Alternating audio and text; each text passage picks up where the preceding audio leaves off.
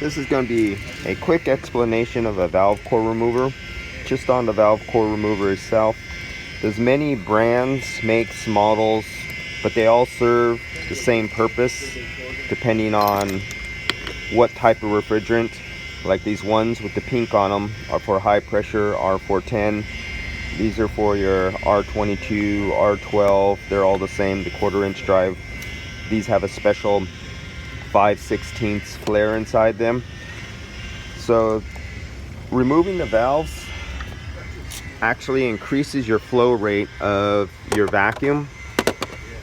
And as you can see, look at the size of that port. This is what a port looks like with the core removed. So there's the core, and when you're trying to pull a vacuum, this is inside there, and you're pulling through that. You have almost no opening. So what you're doing, if you can see that little top, you're pushing that down. Your valve core depressor hits that top and pushes down, and all it is doing is opening a little port at the bottom that is I can't even pronounce that goddamn word, but if you can see that, see I just pushed it up, see it come down, see it come up, see it go down.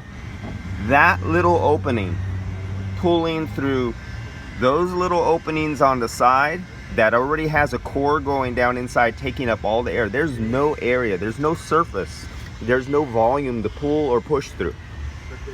So by removing that, in comparison, you end up with a hole the size of Mount Everest. You could fit a freaking mountain in there in flow rate wise. So that is the purpose for putting a valve core remover and pulling a vacuum through it.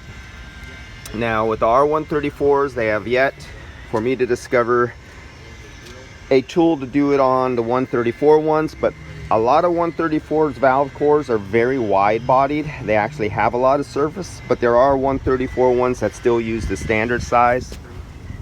Where this really comes in necessary, when you want to do a quick, really deep vacuum and get there fast, that is what this is great for. If you have a system that's a dual evaporator or a large truck and you have 40 feet of line and 2 evaporators, this is really excellent for something like that. So that is about as close as I want to show you, because I have other videos showing me using this, taking them in and out, but I just wanted to do one video only where I actually show you what's happening, and your valve core would come out there and you would end up with that massive big long port going right into your vacuum pump with no restrictions, compared to pulling through these little tiny holes on the side that has a pendulum going down inside a valve, a rod, to open up like a valve at the end of think of your valve train, a valve opening up, but it only opens up a little bit, and there's a very little circumference around that thing, so you have very little opening, a lot of restriction, to something with no restriction. Here's your comparison. Okay, you're pulling through something that has a needle point, and you're trying to pull vacuum through that. That's it. Quick, simple video.